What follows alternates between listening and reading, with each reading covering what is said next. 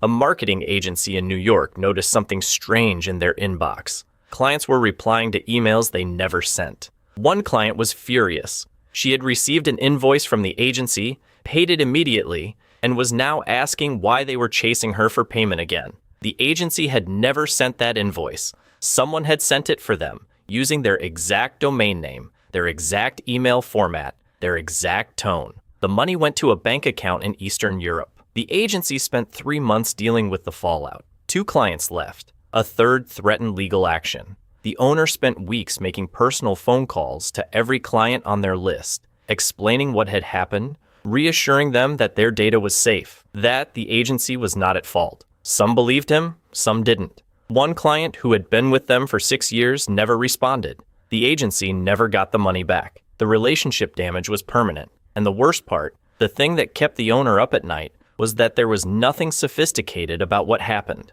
No hacking, no breach, no stolen passwords. Someone had just used their name. That was it. All it took was their domain name, which is public, which anyone can find in 30 seconds. This is email spoofing. And right now, your domain is probably wide open for exactly this kind of attack. Here is what email spoofing actually is and why it is so easy to pull off. When you send an email, the address in the from field is not verified by default. It is just text, like writing a return address on an envelope. Anyone can write anything they want. There is no check, no verification, no lock on that field, unless you have specifically set one up, which means anyone can open a free email tool right now.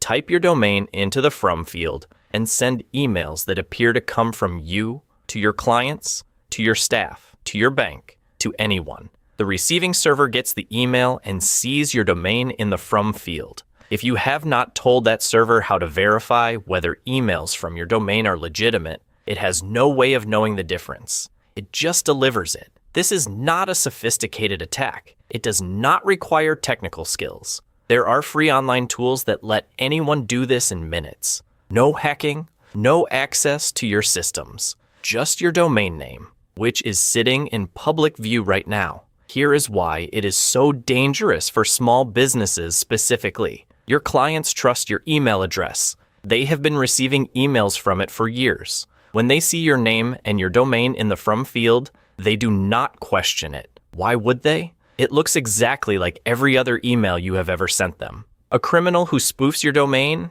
can send fake invoices with different bank details. They can request urgent wire transfers. They can ask for sensitive information. They can impersonate you in a dispute to manipulate the outcome. And because it looks like it came from you, your clients act on it. By the time anyone figures out what happened, the money is gone, and your reputation is the one that takes the hit. There is another layer to this that most people do not think about. When your domain gets used to send spoofed emails, those emails often get marked as spam or rejected by receiving servers. That rejection gets logged against your domain. Do it enough times, and your domain reputation drops, which means your legitimate emails, your real invoices, your real quotes, your real follow-ups start landing in spam too. Clients stop receiving them. You start losing business for reasons you cannot explain. The agency in New York had their emails going to spam for 4 months before they figured out why. 4 months of invoices not being received. 4 months of follow-ups disappearing.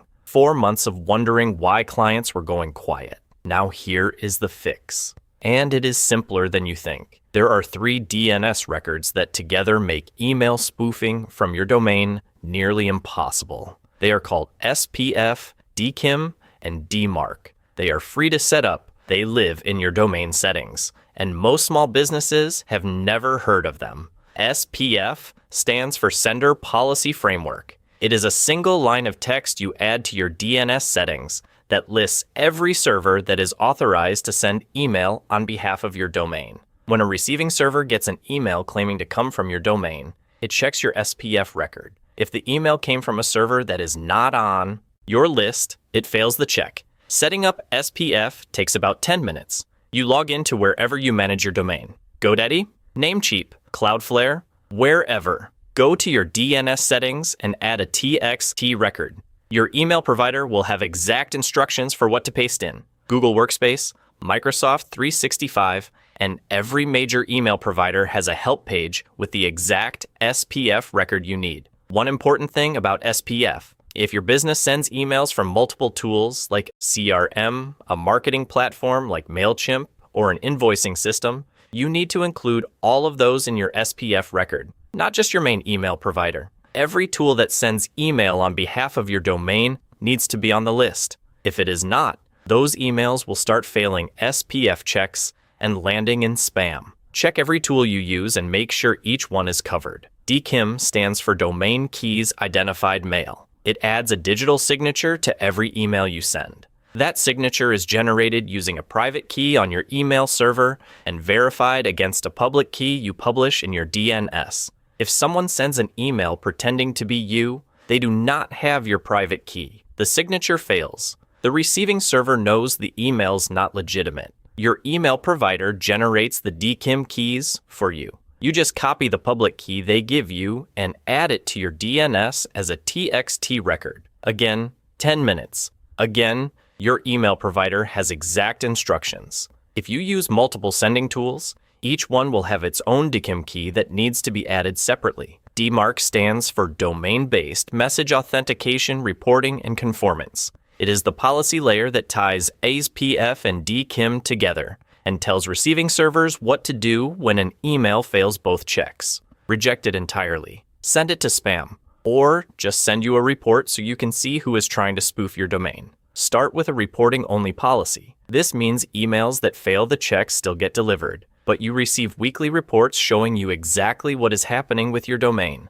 You will likely be surprised by what you find. Then, once you have confirmed that all your legitimate sending tools are passing correctly, switch to a quarantine or reject policy. A common mistake is jumping straight to a reject policy before confirming all your legitimate emails are passing. If your invoicing tool or CRM is not in your SPF record and you set DMarc to reject, your real emails start getting blocked. Take the time to monitor first. Here's what you need to do right now. Go to mxtoolbox.com. It is free. Run a lookup on your domain for SPF, DKim, and DMarc. It will show you in seconds which records you have and which are missing. If SPF is missing, your domain can be spoofed freely. If DKim is missing, your emails have no digital signature. If DMarc is missing, there is no policy telling servers what to do with spoofed emails, and you have no visibility into who is using your domain name. Fix whichever ones are missing. Your email provider's help documentation will walk you through each one. If you use an IT person, send them this video and ask them to confirm all 3 are in place by end of week. This is not optional. Email spoofing is one of the most common entry points for business email compromise attacks. The businesses that get hit are almost always the ones without these 3 records in place. Because the records are free, they are easy to set up, and most criminals will simply move on to a domain that is not protected. Do not be the easy target. Thanks for watching. I'll see you in the next video.